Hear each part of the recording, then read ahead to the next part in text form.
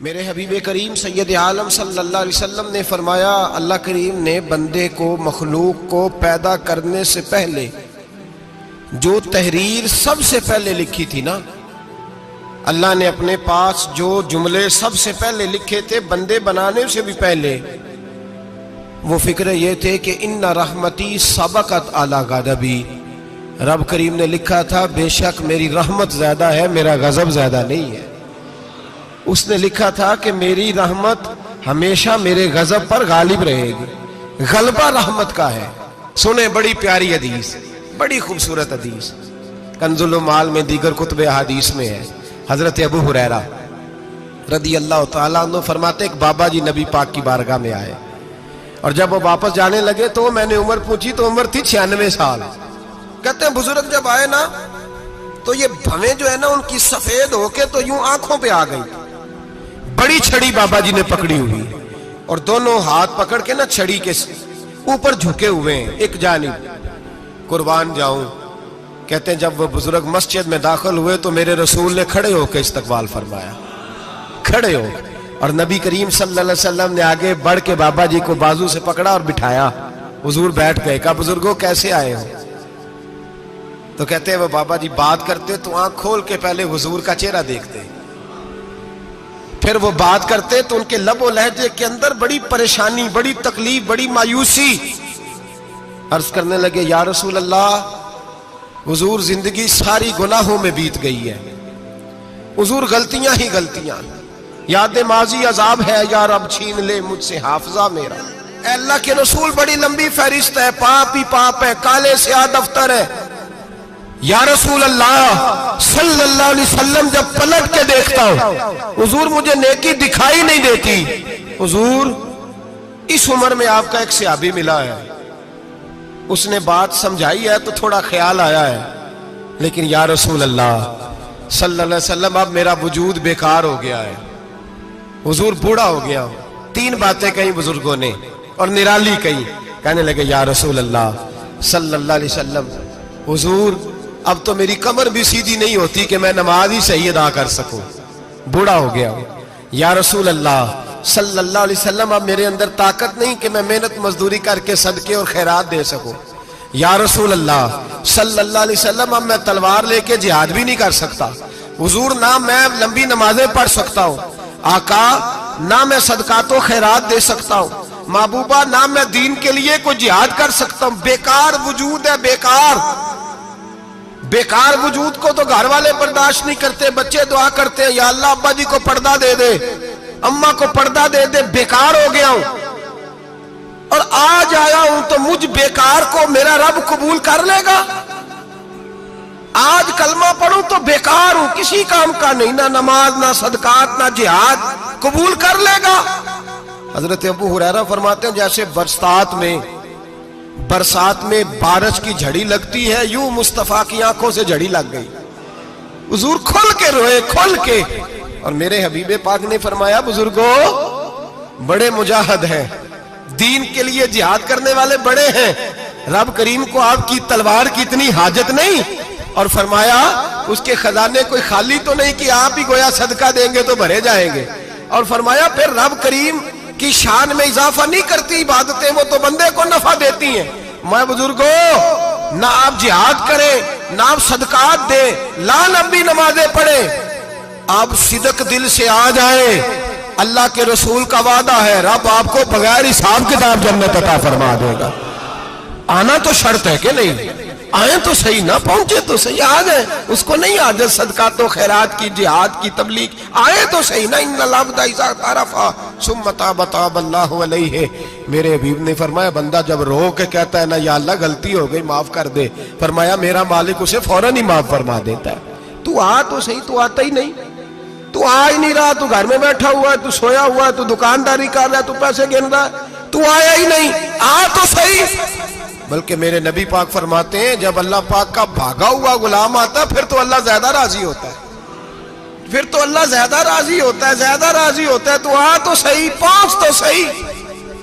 بلکہ صوفیاء تو اور بات کرتے ہیں، وہ کہتے ہیں تو کبھی بھول کے بھی رب رب کرے تو اللہ تو اسے بھی قبول کر لیتا ہے، بھول کے۔ ملا رومی کہتے ہیں بنی اسرائیل کا بندہ ہے، सनम पत्थर को कहते हैं, बुत को कहते हैं। बुत के सामने खड़ा है और सारी रात कहता है या सनम या सनम या सनम, ऐ पत्थर ऐ बुत, सारी रात पुकारता रहा।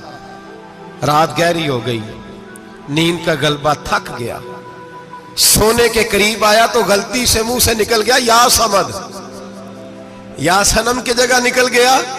रब करीम ने फरमाया जिब्रील दौड़ के जा, जो मांगता है इसे दे दे। हजरत जिब्रील अर्ज करते हैं मौला भूल के तेरा नाम ले रहा है, भूल के ले रहा है। तो रब करीम ने फरमाया चल नाम तो मेरा ही ले रहा है ना, मेरा ले रहा है ना, या अल्लाह। वो अल्लाह करीम ने फरमाया झूठे के सामने सारी रात का खड़ा है, सारी रात का पुकार रहा है, उसे कुछ नहीं मिला तो सच्चे का नाम लिया है। अगर मैं भी कुछ ना दूं और बुत में और मुझ में फर्क क्या रह जाएगा। जा जो मांगता है झोली भर के दे, नाम तो लिया है ना। ओ भाई तू बहाना तो बनाना, ओ आ तो सही ना, तू यहां आ जा, पहुंच जा, आ जा, बस बैठ जा, उसकी बारगाह नाज में हाजिर तो हो ना। तुझे फुर्सत ही नहीं, तू यारों के लिए टाइम निकालता है, बाजारों के लिए टाइम निकालता है, गलियों के लिए टाइम निकालता है, चौकों चौराहों के लिए टाइम निकालता है, हफ्ते में एक दिन होटलिंग के लिए भी जाता है, लेकिन कभी छुप के दो नफलों की तुझे तौफीक नहीं होती। और मैं कई दफा कह चुका हूं, जिस बंदे को बगैर इबादत के रिज़्क ज्यादा मिलने लग जाए उस पर आजमाइश होती है रब करीम की। अल्लाह फरमाता है इसको पैसे दो, इसे आने ना देना, इसको को चल पैसे दौड़ जा। लोग समझते हैं मैं बड़ा ज़हीन हूं, अक्लमंद हूं, देखो मैं अपनी होशियारी से चालाकी से आगे निकल गया। तो आजमाइश है, ये तो आजमाइश है रब करीम की तरफ से, ये तो उसकी खुफिया तदबीर है। मेरे भाई उसकी बारगाह नाज तक जो आ गया, आना तो हमारी जिम्मेदारी है कि नहीं।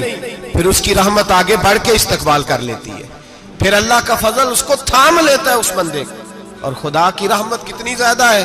मेरे हबीब करीम सैयद आलम सल्लल्लाहु अलैहि वसल्लम ने फरमाया अल्लाह ने अपनी रहमत के 100 हिस्से किए।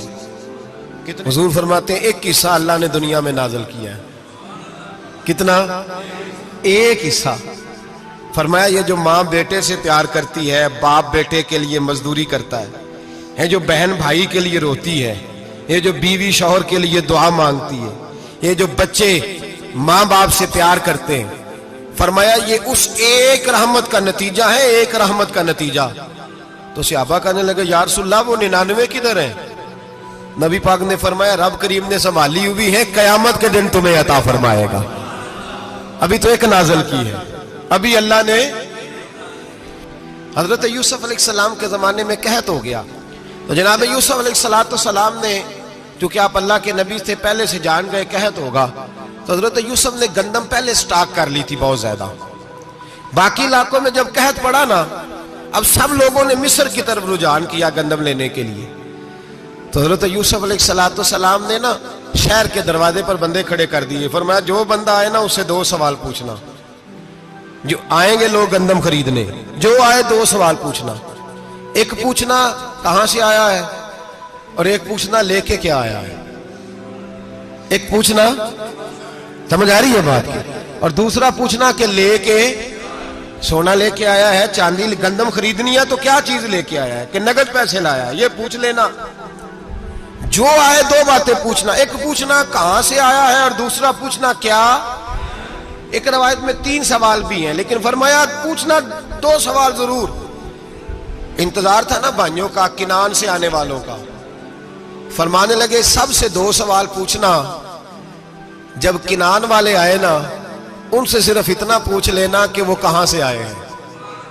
अगर पूछे ना किनान से आए हैं, तो फिर ये ना पूछना क्या लेके आए हैं, फिर मैं जेबे खुद टटोल लूंगा वो क्या लेके आए। बाकियों से 2 सवाल। जब मेरे भाई आए ना, भाई भाइयां दे वैरी हुंदे ते भाई भाइयां दियां बावां।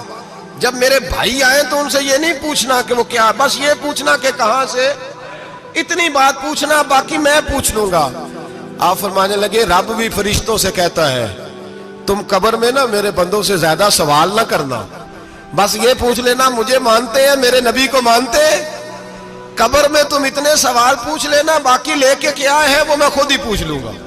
फरिश्तों के सामने रब करीम अपने बंदे को बेआबरू करना, बस तू ये बता दे अल्लाह रसूल को मानता है कि नहीं। बाकी जो तेरा हिसाब किताब है ना, अल्लाह फरमाते हैं मैं क़यामत में कर लूंगा, मैं पूछ लूंगा इसका क्या इलाज करना है। बस तुम इतना बता दो मुझे मानते हो, मेरे रसूल को, मेरे भाई, मेरे नबी करीम।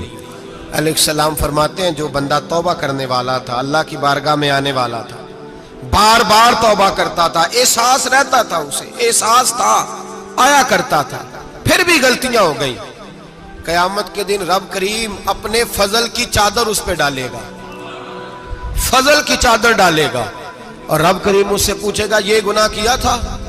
اور نبی پاک فرماتے ہیں اس نے بڑے بھی گناہ کیے، اللہ چھوٹے چھوٹے گناہوں کے بارے میں پوچھے گا، یہ غلطی کی تھی، یہ گناہ، بندہ ڈر رہا ہے، وہ کہہ رہا ہے پتہ نہیں سزا کیا ملے گی، چونکہ دنیا میں بھی ڈرتا رہا، یہاں بھی ڈر رہا ہے، شرط یہ ہے کہ احساس والا ہو، آتا رہو، پھر بھی غلطیاں ہو گئی، خیال کرتا تھا، محنت کرتا تھا، نیک ہونے کی جدوجہد کرتا تھا، کوتاہیاں رہ گئی، یہ گناہ کیا تھا یا اللہ بھول گیا تھا، یہ گناہ کیا اللہ مجھ سے غلطی ہو گئی، یہاں بھی کیا تھا یا اللہ غلطی ہو گئی۔ نبی پاک صلی اللہ علیہ وسلم فرماتے ہیں چھوٹے چھوٹے گناہ اللہ دکھا رہا ہے اور اسے کہہ رہا ہے یہ کیا تھا، مانتا جا رہا ہے۔ رب کریم فرماتا ہے پتہ ہے میں تیرے ساتھ کیا کرنے والا ہوں؟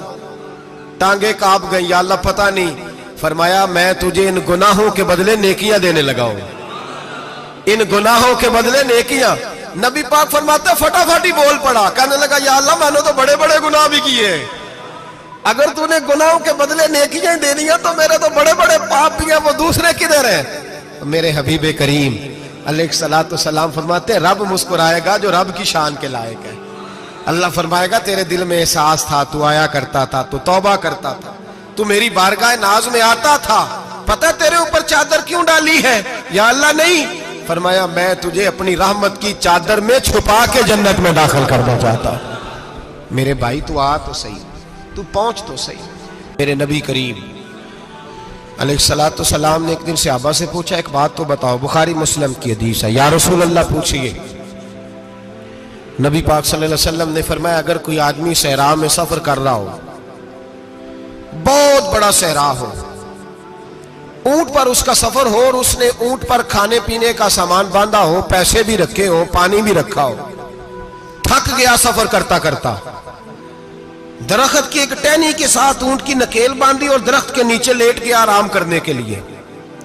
اللہ کے حبیب فرماتے ہیں اچانک اس کی آنکھ لگ گئی، جب جاگا تو اس نے دیکھا کہ اونٹ تو غائب ہو گیا ہے، اب نہ کھانا ہے، نہ پانی ہے، نہ پیسے ہیں، اور صحرا بڑا لمبا ہے، پیدل سفر بھی نہیں کر سکتا۔ تھوڑا سا ڈھونڈا، پھر موت کا انتظار کرنے لگا، سوچنے لگا اب موت آئے گی، اب مر جاؤں گا۔ اللہ کے محبوب فرماتے ہیں تھوڑی دیر گزری، جب بالکل مایوس ہو گیا تھا تو اچانک نظر پڑی تو اونٹ اس کا سامنے کھڑا تھا۔ نبی پاک صحابہ سے پوچھتے ہیں بتاؤ، اس کی کل کائنات اجڑ گئی تھی، راز ضائع ہو گئی تھی، ہر شے لٹ گئی تھی، دوبارہ اسے مل گئی ہے، بتاؤ اسے کتنی خوشی ہوگی؟